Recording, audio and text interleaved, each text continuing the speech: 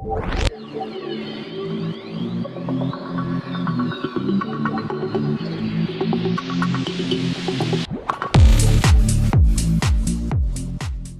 hello guys, welcome back to another video, and in this video we'll be taking a podcast with Tushar Verma. This is our 14th episode of our podcast named Hackcast, and in this particular podcast we'll be covering SQL injections, how to make a career out of bug bounty, and many more things. So make sure you watch it completely.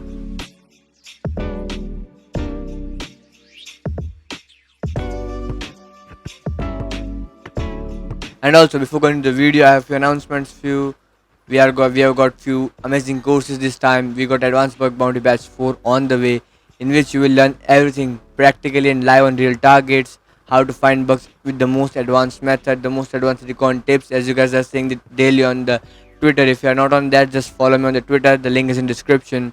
And also we are having few more things in that particular course. We are having a lot of updated content. You guys can see all the contents, everything in the description. And also if you're a beginner, want to kickstart your journey, you can have a complete beginner bug bounty course on that, which is very cheap for all those guys who wanted to get started into it. So make sure check out all those links for the beginners. And also last but not least, we are having few recorded courses that are way more specific on a single bug. You can see a particular whole course on XSS, you can see a whole course on methodologies, you can see a whole course on reconnaissance, information gathering, and many more. So check out the links, the recorded courses in the description. And also for those who are absolutely new to all those fields or want to get everything that I'm telling, you can get a very big discount. So make sure to check out all the links in the description. And let's get into this video. So here is very good friend of mine, Tushar Verma, currently working as AppSec engineer in XYZ company, and we'll be learning about multiple questions and more things in this particular podcast. So let's get started with the first question. So hello sir, I guess I'm audible properly. Yes, you're audible. So let's say like in our podcast we usually start with a very basic question. What's your journey? Like how did you start it? When you thought about like getting into bug bounties? What's the exact point? Or like Okay, let's say not bug bounty into the whole hacking field. What's the main thing? Like someone got like Bluetooth hacking, someone got the games to get into the whole field. What's your main point behind it? okay. So, like, if I want to share that experience, like how I got into this field, so the first thing was like in my, like you can say, back in 2019, I was like trying to learn to how to code in like you can say basic language only. It can be C, it can be C++. But the point was I was not able to write a single code in my like you can say in the first sem of the exam and all. So th- then the point was like I need to start something because of course in the first year of college I need to learn some new skills so that I can get a job. So at that time I was seeing on LinkedIn that okay, bug bounty can be easy. Like at the first, like now if you are learning from basic, then Mm-hmm. coding is not that much like if you don't know coding, then also you can just do bug bounty. Yep. So in that case, I just started with this like how to get started. I learned some bugs. I tried to like find some new bugs. I made an account on Bugcloud HackerOne and tried hunting day and night. And it was I think 2020. Back in 2020, I started the Yep. first in the month of April. 30 days I was just hunting on every you can set company's site on HackerOne or on Bugcloud, and in 30 days I was not able to get any bounty. And I think in that time I found out around 100 plus bugs in like more than like 20 companies, but they all were like not applicable, duplicate. Then after that I just started learning more and more from like blogs, from the tweets, and I think after 2 months of like hard work I was able to get my first bounty. That was around $100. Mm-hmm. And from that like point I was like fully like you can say motivated to earn more and more from it. And I think that was the main hit. Like in the month of June only I got the first bounty, and from that point I was like in full form to get more and more from that. And I think this was the point where I just got Yep. into this field of bug bounty. So technically, I can say that it was the college first year going through coding, and you got some sort of hacking skills, and then here we are just doing few jobs, doing good. And as I can see that you gain a quite good reputation in the whole field, right? Mm, Maybe yes. No, no, no. Definitely yes. okay. So are you?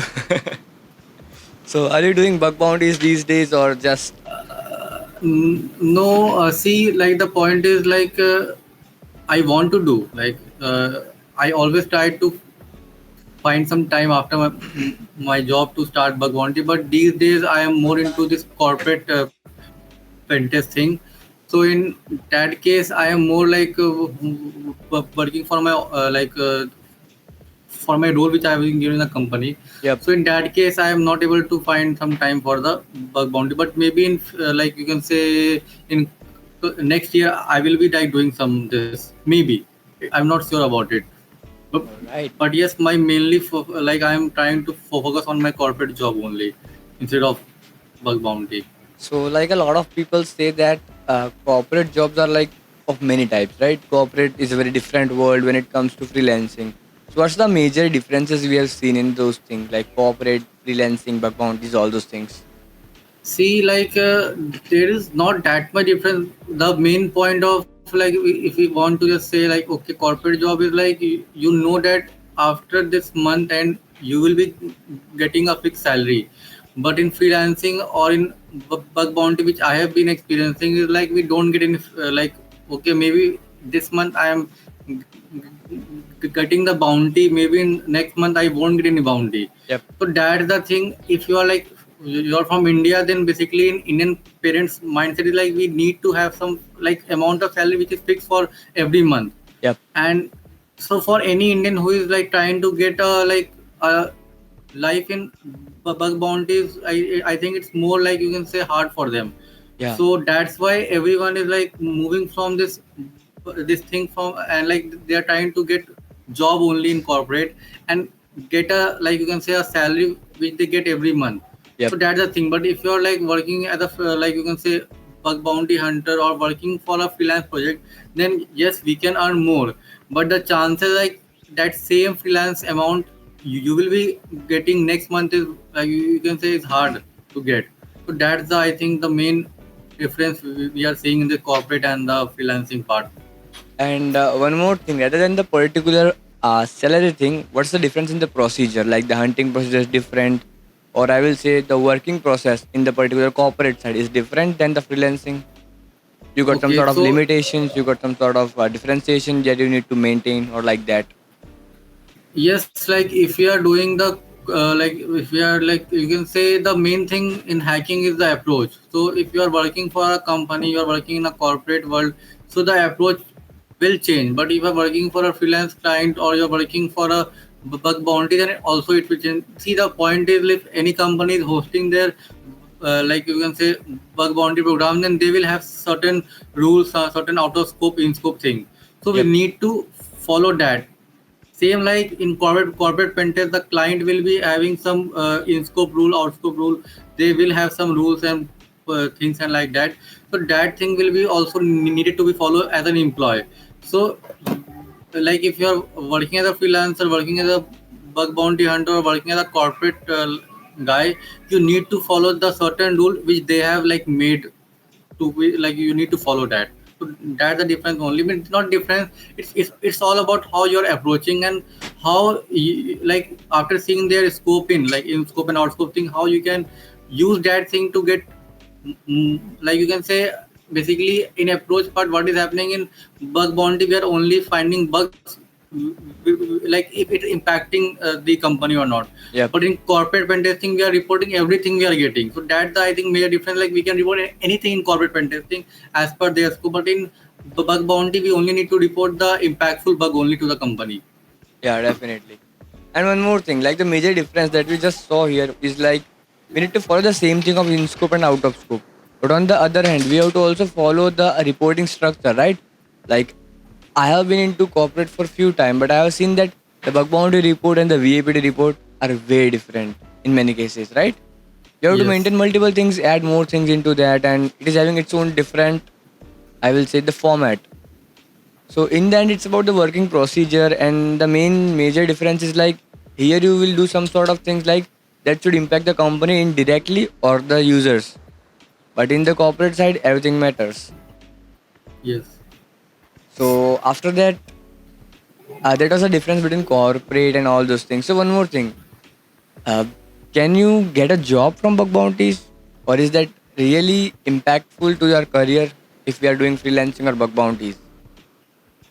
Like if you ask this, then I think the perfect answer is me only. Like I was into this bug bounty thing for around past 2 years, like from 2021 to 2022, Yep. and I think from that only like the first internship Mm-hmm. also I got from Bug Bounty, and my first job also was from the Bug Bounty only. So I think yes, if you're doing this like in your, like you can say, school days, college days, if you're doing this Bug Bounty thing, and you are like having some Hall of Fame bounties and all, and you are like you have learned things, like okay, then maybe the chances of, like, I won't say like you will get the job, but the chances of getting a job in a corporate is more easy for a bug bounty hunter. Why? Because see, like you have found bugs on a real application. Yep. So finding bugs on real life application, finding bugs on the lab is much more different, because in lab you know, okay, this lab is having the This is SQL made vulnerability. vulnerable. This is not made to Ha. get the real life Like this, scenarios. ha. But in corporate, what is happening? We are having a website and we don't have any idea. Like, okay, this may have SQL, this may have LFI, this may have IDOR. So in that case, a company, like let's say if two-person is in an interview, I need to like choose only one. So I will see like, okay, this person is having some skill. He has like found bugs in a real life application. So in Mm-hmm. that case, I will try to hire him in compared to a guy who is having more knowledge, but he has only like Theory found bugs on based. the labs only. It's Yeah. on the hack the box or on the Portugal only. He has solved that only.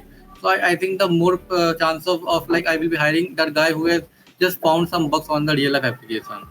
Okay, so these are some HR tips for everyone who is trying to get job, right? Now, we have seen two major things here. Like the labs are made vulnerable. They are not. They are made to learn the concepts, but not the bypasses. Right? You will Yes. understand how it is gonna execute, but not how to find it in real life. Because I have heard from a very good friend. He said that labs are made to answer the what thing, what is XSS, but in real life it will teach you why we are trying to put that thing here. Because lab is not gonna teach you that why you are entering this XYZ payload in this particular parameter. But in real life situation, we will be learning that in the real situation that okay, you need to understand that this parameter, or suppose we are adding double quotes, sanitize this single quote to find the SQLI. So that why answering will be getting from the real life scenarios. For those who are new bug hunters, you can try your hand on VDPs, majorly university sites who are having their own program. Don't be the guy, you know what I mean, the defacement persons. But yeah, you can definitely try that. And also, one more thing, like hack the box. If you're very good into bug hunting, then we can go into hack the box to learn the escalations or solve the hard labs. But the person who is completely on the platforms or dependent learning from only them, it is kind of doubtable. What do you think? See, like if I just tell the things like which I was doing in Mm-hmm. my, like you can say, past years. So I was like I haven't solved this pen tested lab or Portugal lab or Hyderabad. Okay. It's like truth. But yes, if you see my post nowadays, I just post about like go and solve Hyderabad, go and solve Portugal. I think you must be have been saying that. So the thing Yep. is like I was like only trying to learn from the blogs, from Medium, from the tweets, from the LinkedIn posts, from the Medium blogs and all. And I was trying to implement these things only. But I think in the long run, if you're solving hack the box, you're solving Portugal lab, then your concept will be more clear. Like you can say it my new mindset. Like Yep. yes, we are learning from like doing hacking on the real life application. We are trying to hack the application, compromise the server. But hack the box also plays a very important role in that, because hack the box has all the flaws which you can find in a real life, like most of it. Yeah. So of course, if you have some hands-on on that, then it will be easy. Like in my case, in like you can say last year, I need to find some bug, but I was not able to find the exploit properly. But then I came to know, okay, this hack the box. There was one active machine, and my friend told me they have solved this same vulnerability there only. So I tried to attempt that particular bug. I was able to exploit there, and then I used that same script for the my real life application, and I was able to get that bug. So I guess hack the box will play a very important role if you are like if you know how to see, it's all depend upon the lab thing, like how I can like like I can, like you can say, I can make a list of the labs, I can learn from it, and then use that thing in the practical life. If you're only Yeah. learning and not like implementing the practical life, then it can be, like you can say, more hard way. So of course, learn from Portfigure, learn from Hack the Box, learn from Pentlab. All labs are good, but then try to implement also. Implement at most level, like okay, I can implement these things and get the bug. Then only I think you have learned from the Hack the Boxes or any of the labs. Yeah, one more thing I would like to add is like Hack the Box can tell you how to build a payload. It will be marking up your payload building skills. It will be leveling up your miscellaneous approach. Because I have seen the main very easy challenges on there are like the web application ones, which are having a perfect approach of 404 pages, also 403 pages, for not found, forbidden, all those things. So they can give you a miscellaneous approach in a much better way than the other basic labs. But also there are few creators like you might have known the Nahamsap and all those guys. They're creating their own labs and they are pretty good, but they can't cover all the scenarios that they have ever faced, right? So yeah, sort of having a real life practice is way better than doing only labs. Like as you have seen, they're not done that much labs, right? You're not much into Yes. labs and all those things. No, in my past, like you can say, in back in 2021, 22, I was not solving any lab, but nowadays I just solve hack the boxes mostly.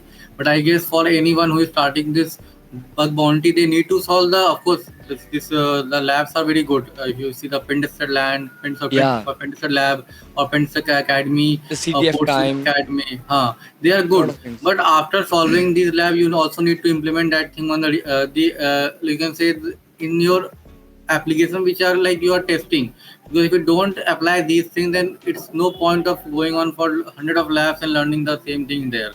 So I guess learn from the lab but also try to implement it. Definitely. That's the whole point. That's the main justifiable point, right? Like even in Yes. my classes, when I try to teach, I don't go for labs. Like I've shared a few recordings. We'll be trying to look on the real life POCs or maybe trying to get something on the real life website. We are not going any much into the labs or let's take a look on how this works, right? So definitely labs are made to supposed to be vulnerable. That's the simple thing. They are supposed to be vulnerable. We can't do anything about them. And we don't need to make a pop-up using testphp.vulnweb.com. Mhm. So Yes. definitely. Are you a platform hunter or just a casual hunter? Are you hunting on any platform or something else? Yes, yes. Now currently I am, like you can say, not hunting on a platform also or not. But yes, like if you see my past, I was on this HackerOne platform and Buckroad platform only, and that's all. But yes, currently I don't have any account on any other platform, whether it is Buckroad or HackerOne. Hacker one But maybe, supremacy. but maybe in, like you can say, next in the coming years, I will be making an account on HackerOne again, and I will start hunting. But I am also like, maybe it is, maybe not sure also about that. Like, as you have discussed, it's been a long I hunted too. Like it's been like when you're going to cooperate, the hunting will be definitely it will be vanished soon. Yes. You will not take a. You will be like, okay, I'll get a job in the day. In the evening, I'll be going out, and by the night, I'll be hunting on. There is no night. You will be just sleeping all night. Right? Yes. That's the truth behind cooperate. Definitely. Yes. So when you were hunting, right? So what was your favorite bug? Like the favorite category, favorite functionality, or a bug? Okay. So, like, if I say my favorite bug is like SQL injection, of course, SQL injection and access control issue, because I guess these two bugs were I was able to find easily in any target. Mm-hmm. At the start, I only like found this like at the start of this means when in the back 121 I was like hunting normally only. In that case, I was only able to find all the you can say low hanging fruits. Mm-hmm. But after like hunting for around 4 to 6 months, I was saying, okay, we are getting bounty from it, but I need to hunt more and more and get a P1, and that's very thing which every hunters need to do. So in that case, I started learning SQL injection and access control basically more, because it was easy to find. Yep. Once you got the endpoint, then you can start like hunting on it. So I think the most of it was these two vulnerability only, access control and this SQL injection. But after some time after doing these three, I also mastered some more vulnerabilities, and I think the main one was 2FA bypass. Because I'm just mentioning the 2FA thing because of this 2FA thing I was earning more bounty in the, you can say, more of the sites. So that's the three bugs which I mostly hunt for if I am testing. But now if I start bug bounty, I know most of the, you can say, flaws, so I can test more and more on any application. I can go deeper also because of the experience I have gained from the corporate pen testing. Definitely. Like as I've seen that a lot of people have told to me like being a trainer in this corporate is not useful because you're gonna repeat one thing multiple times. But when you're trying to go into corporate pen testing or VAPT, you will be learning a lot, right? Yes. And one more thing I would like to mention that in the SQL injection, like you wanna tell something about it or some crazy scenario. Okay, since I can't like say about An this, but example yes, if you want to. but yes, if you are trying to test sexual injection, I think a tip which I can give, I think that tip is very, you can say, I think everyone knows it, but maybe they are not implementing. First thing is you first try to find the endpoint, a parameter which is like, you can say, fetching the let's say, for example, I will give an example, it will be very easy for you to understand. In the Portugal lab, there is one lab in which there is the option of to check stop. I think everyone knows about it. Hmm. So basically this option, this parameter is working like if I am trying to check a stock for a item in a, you can say, site, Yep. then that will be like I will just I will be making a like, okay, I need to check stock for this particular you can say pant. So now this application will go in their backend and will check in their list, okay, if this particular pant is available or not. So means it is fetching the data from the backend server. Means there is means, you can say, I can now try to test SQL injection on this, Yep. because SQL injection is all about trying to find the DB name, the number of column, the tables. I need to dump the table, dump the PI data and all. So if I know like, okay, this particular endpoint is pointing to the internal server, internal database, then only I can try to run there. So it is not about like you are just getting a endpoint ID equal to one and you are just spraying all the payloads. It's not that about SQL injection. SQL injection is all about finding the endpoint which is fetching the data from the backend server and then try to inject there. But then also if you're injecting, we need to know like, okay, from the backend if which type of server is running. It is Yep. Oracle, MySQL, MS SQL. So in my days at start, I also used to just spray the payload, all the payload from the list or from the internet. But after like learning more and more from the blogs, I came to know, okay, I need to first find the proper endpoint. Then only I can try to test SQL injection. So if you're into SQL injection, try to first find the endpoint only. And that's the main goal. Once you found the endpoint, you can easily get SQL injection in just 1 hour only. Main task is to find that particular endpoint which you can use to start testing your SQL injection vulnerability. And one more thing, like I have seen few tweets, they are like mentioning that response manipulation is as illusion, right? So like in 2FA bypass, response manipulation is helpful or not? Yes, it will be helpful, but if you see, I think the tweet you are saying about it is mainly in if you are testing any application, there is option of skip option maybe. So sometime what is happening, we are trying to intercept the particular request, and in the OTP code parameter, I am trying to do something there in my bug suit, and then we say like, okay, I bypass the 2FA. But in the, you can say, the practical scenario, you're not doing anything, you're just skipping the option. Yep. And maybe later on in the application you need to again verify the code. So that is a thing mainly companies are doing for it. And we as a, you can say, if any new hunters are coming, they will say, okay, I have done the 2FA thing. But in reality it's not, It's because the not. company is not like, you can say, has put some you can say you can say means they are having a skip option. So why to like go on for further testing? Mainly after doing the skip option and going into their internal means application, we are seeing, okay, I need to again like see things there. And in that case, what will happen, you will not be able to bypass 2FA. So that's the thing, like it's not a illusion, it is working. Like in my case, I have found 2FA mainly by this.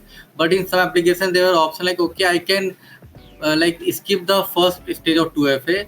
Like if I want to let's say I want to add my mobile number and all that, I can skip in the first place.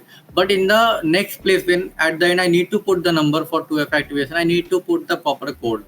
Anything I try to do can will not help me to bypass the 2FA. So that's the point. You have to see the threat model of the company, and then only you can analyze like how I can go further on testing. It's not like that you are seeing a 2FA and okay, I know how to bypass the 2FA by 8 cases, 10 test cases, and I will perform everyone. No, that's not a, you can say, if you're a hacker, or if you are like, you can say you are telling you are, I'm very good at hacking, then you need to understand the flow, the Definitely. mapping of the application, how the application is working. Then only you can start testing. It's not like, okay, I found this endpoint, I found this parameter, I will start going for any vulnerability which can be possibility there. So that's the whole point about this. Yeah, and that was a very good knowing that this 2FA function can be bypassed in few cases by using response manipulation. But there is a scenario in the modern web applications like you are having some sort of request that you have captured. You are manipulating the request from 200 to like 400 to 200 okay and all these things. You know what Yes. I mean? uh, But in these conditions, the account is trying to like, okay, you are definitely able to bypass the 2FA. But when you're removing the cookies, how will you do that? We're not able to do that, right? They're doing cookie validations. And when you report yes. them, they will be giving a big NA, right? And people will posting story like, okay, I got the NA for valid bug. Come on, that's not valid. So in that scenario, what we can do if they are having cookie validation or response manipulation while trying to bypass something? Okay, in that case, if we are seeing this, then we need to find the way how I can change this vulnerability. Yep. So if I can like use the same cookies which they have been using, and if it is not expiring out, let's say, Yep. then in that case I can use the same thing, and I can paste all that. Like let's say if let's say there are two users, user one and user two. So from the first user, if I'm copying their IDs, the every step which was on their request, and pasting it to the different user, and in that case also the 2FA thing is being done, then the company will accept that, because there are two issues here. One is the 2FA thing, of course, but apart from that, there's like the whole the flow which they have made for login is like, you can say there are bug there also, because once the session has been used, it need to be expired. But Yep. in this case, it is not expiring. So in that case, we can just change this to vulnerability, and then I can just make a full report and just report it to the bug bounty program, and I am damn sure they will accept it, because we have just changed two vulnerabilities. So Yep. the point is, sometimes it is not like that easy to just find a bug just by following a simple you can say you can say a normal flow. You need to like find some more ways, chain chain from them, and then only I can like, if you're just making a full report properly and then sending it to a program, then maybe it will be like, they will be accepting it as a bug. Yeah, that's a valid explanation, and right. I guess that's the basic thing about it, right? Sometimes we miss the artistic way of chaining and all those stuff. We just be like very excited to report those things and all those things. But also, I would like to mention a thing like I'm posting a daily notes on Twitter. I guess you might have seen those. So Yes, from I the have daily seen. tips, the recent one was like the out of scope bug bounty. So we have found accidentally something on out of scope, and they have responded me with like a bounty. But in someone has retweeted that okay, you can't get a bounty for this. That's a false report. I just served the valid explanations I was having, and they'll be like, okay, don't try to find an out of scope. They will not give you bounty. You will be report. It will be deducting your reputation points. So what do you think? If we are having an out of scope domain which can make impact to internal domain, a very high impact, then we can get a bounty. See, It's I completely based on terms and condition of the company. I know. yeah, it's based completely on terms condition and how the company is like reacting to it. So mostly on, I think, if you're hunting on Hackathon and Bugout, they don't like pay for this. Okay, the out of scope thing. But yes, if out of scope thing will be like having some impact, and the main impact is PI data thing. So if yes, if you can get the PI data, then Mm-hmm. you can just like let's say if any out of scope domain is just leaking the data of the main asset of the company.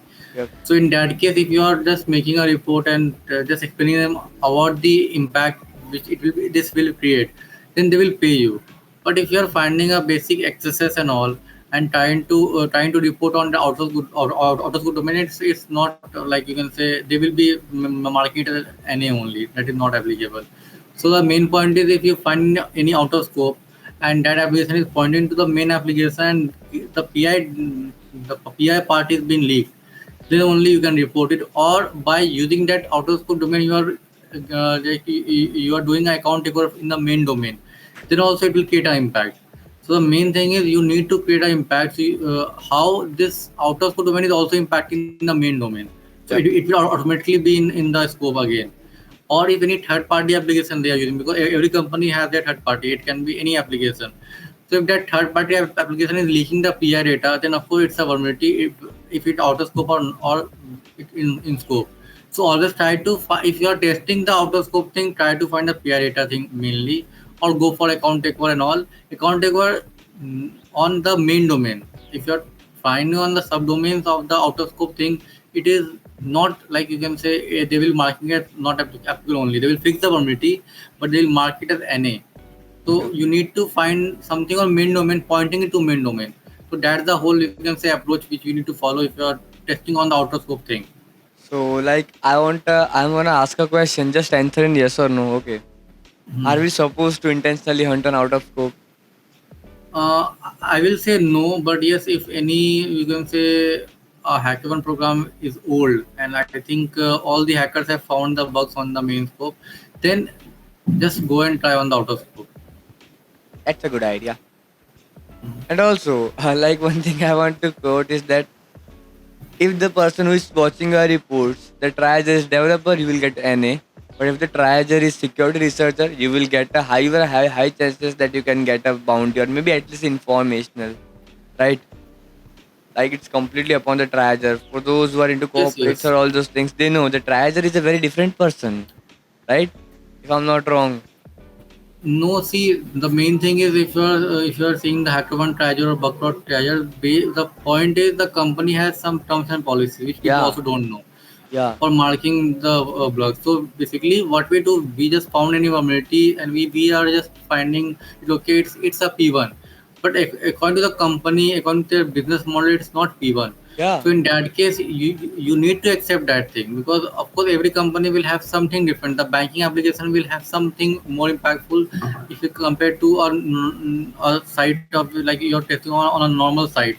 So you need to first understand the business model of the company, the threat models, and then only start hunting on it. And that's the way if you are like finding bugs on their basis of the threat model, then the chances of getting the P1 is more. Yeah. So that's all I think because the Tiger is also human. They need to like it's not like okay I am seeing a like you can say I am a hackathon Tiger and I am seeing a normal access bug and I will mark it as high. No, I can't do it. If you're not able to show the impact, if the company is not like you can say having this access as a like you can say in scope, then I will mark it as NA or informational or anything like that. So that's totally upon the company on the hacker one, not on this like Tiger thing. So it's sort of like that terms and condition that we don't know. A lot of people will Yes. be like into your DMs to be like, I found this bug on this XYZ company and they just made this XYZ bug duplicate and yeah, it is fixed now. That sort of things. Yes, So yes, I they'll have be like faced this Triager issue. is scamming them. Come on man, they can't be doing that. Like I have a program at this current moment which give bounty for duplicates. You can report duplicate and they will give you bounty. But if you report two different bugs from a same email ID, like you have reported 10 bugs from an email ID, only one will triage with the lowest bounty and all the other will be duplicate. But if you report any bug from like any other email ID, every bug, it's like same bug, same report, same POC, everything is triaged. I said that's a good one. That's I'm gonna get some new toys now. That's why. That's a cool thing, man. So these are the few things that are sort of. There is a very low chance that the triager might be doing something from its own end, but I don't think there is anything that's the triager will be like doing some sort of scams or like that. So rather than this, I would like to ask few things like, okay, you are not doing bug hunting now. You're doing the corporates. You are working on yourself. All these things. But what if you say like, if you have to hunt or if you have to guide something, who is absolute beginner? How will you guide him or her? Okay, so if anyone is like new in this field, I will say start with the, you can say, basics of course first. So in the, I think for the main thing is you can start with the labs. Of course, the labs are the good. Come on, man. So We are criticizing labs or around 12 minutes ago. no, no, no. I was saying in my past day I was not solving lab, but Yeah, yes, in my current day I am solving lab. So it's a definitely. point like okay, my approach changes with like with years, and yes, with years I have like changed my approach to that much that I am, you can say, I am not telling everyone to solve lab, because see, what I am trying to say here is labs are good, Yep. no doubt. Now sometimes what is happening, I am finding a blog of like, you can say account takeover, but it's not possible for me to find that same thing on every application, right? Yep. So being a, you can say, a new one in this field, if I follow that blog and try to find account takeover, Mm-hmm. I will be like getting no bugs, and in that case I will be demotivated. So in that case, what will happen? I won't get the theory part also, the job part also, because in job, if they will ask me the theory, then I won't be able to reply them, since I was only trying to focus on that particular account paper only. And plus in the if we are hunting also, we are seeing we are getting zero, like from zero we are starting, but we are seeing no bugs in my list. So in that case, I think if we start with the lab and try Mm-hmm. to find like more and more labs for the same topic, enhance my skill, and then jump into the war. Because in my case, for the past, like you can say, 30 months, I was like in back to 21, only 30 months I was testing the same Mm-hmm. bugs on every target, and the, you can say, I was only seeing not applicable duplicate, not applicable duplicate. So for maybe for someone it can be, you can say, not good thing. They, like if you are like just into a bug bounty and seeing all the like not applicable and these things in your email, then maybe like maybe like उनको ऐसा लगेगा कि like okay, it's not worth it to go in this field. So in that case, I guess you can start with the Portugal at least. If they know the basic, then they can go for some other things also in this field, because Yep. it's a very broad field. So I guess start with Cybersecurity. the labs. There are Cybersecurity is many very things. big. So my case is labs are not like bad; they are good. But the thing is, you need to know how to use that lab. So maybe if I am saying like okay, I haven't solved the labs in my past 2 years, but it doesn't mean like labs are like labs are good or not. I can't say that. Okay, but now in the current like you can say now I'm in this podcast. I'm saying labs are good, but only good if you know how to implement these things which we have learned from lab in the real life.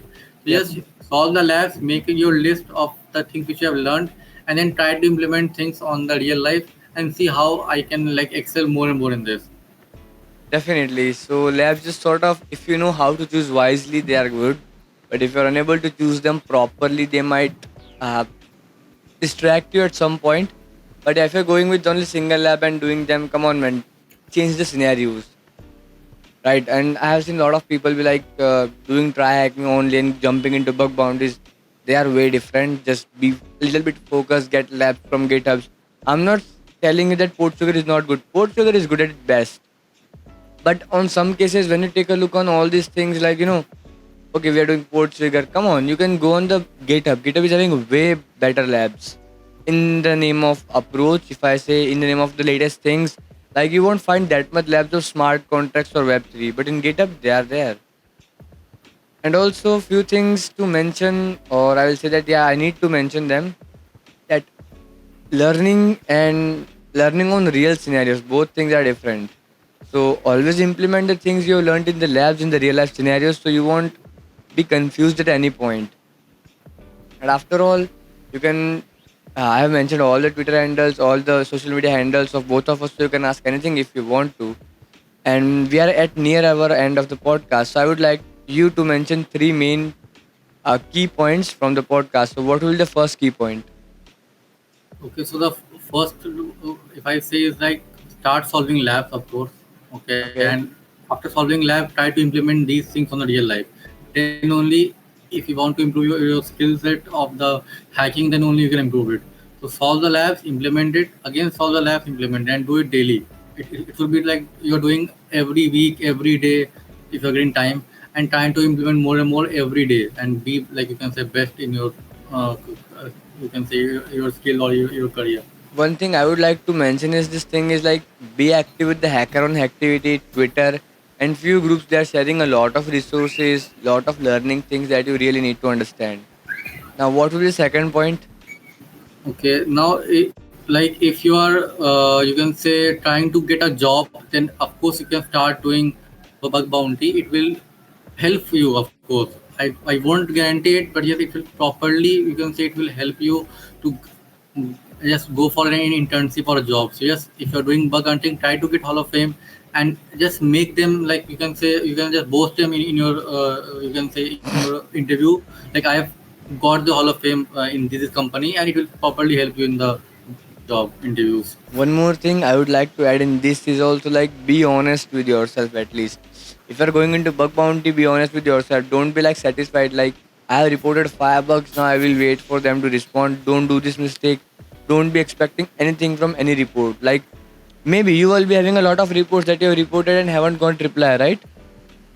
But Yes, you're not yeah, expecting anything specific from a report. yes. Just make it like a security research. Yeah, we have done that, and that's yeah. We are happy to find bug. Be happy in finding bug, not in the bounty, or you will distract at some point. But in the end, money matters. So you need to No, I focus will on add. that too. I will add here one thing. Like, if I was doing this hunting and all, I used to make a Excel sheet. Let's say in this week I am just finding, let's say, 20 bugs.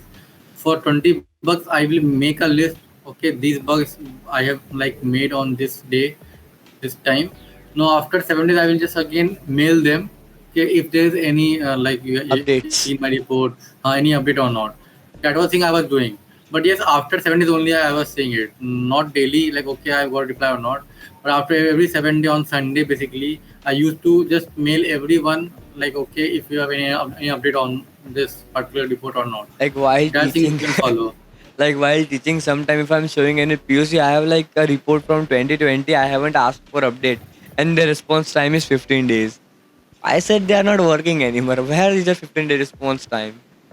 No, so yeah, I think the best part is you can just maintain an Excel sheet and try to just mail them any update. Just Yep. these two words only, because see, it's your effort. So any corporate, maybe they are not like seeing your report now, but Mm-hmm. if the employee is changing, let's say the main team lead has been changed, maybe they will see your report, and in that case, maybe the bounty which you haven't got from the past 2 years, they can be also be like seeing the your report, they will reply to you, and they can like offer you a bounty. So Yep. don't lose hope, try to just maintain the seat and just message them. And it's only take like, if you're Just a going minute. on Sunday, only 30 minutes for all the like update and all. So you can Definitely. do it around earlier. And also, don't be rude with triagers. Like they are doing their good work. Don't be rude to that. Like, okay, where is my bounty? Why there is no impact? You have reported SPF, which is clearly out of scope. Why are you asking for updates and why you are not given bounty? It's completely your own fault. You are not gonna be doing that thing. Don't be over stressing the hunting process. Kindly learning.